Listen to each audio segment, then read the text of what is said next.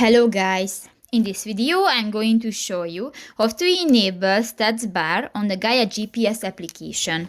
But first of all, I just want to mention, please don't forget to subscribe to our channel, because at 100,000 subscribers we are going to show you our YouTube revenue statistics and growth strategy, how to make money online.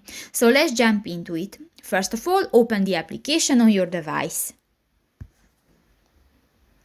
New, click to the settings icon next to the saved button at the lower right corner of the screen, and here you can find the fourth option, the map controls.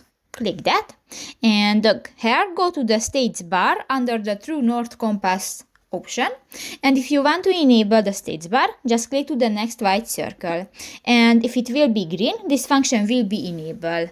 And new, the stats bar is displayed on your screen. So that's pretty much it for this video, guys. See you in the next one. Bye bye.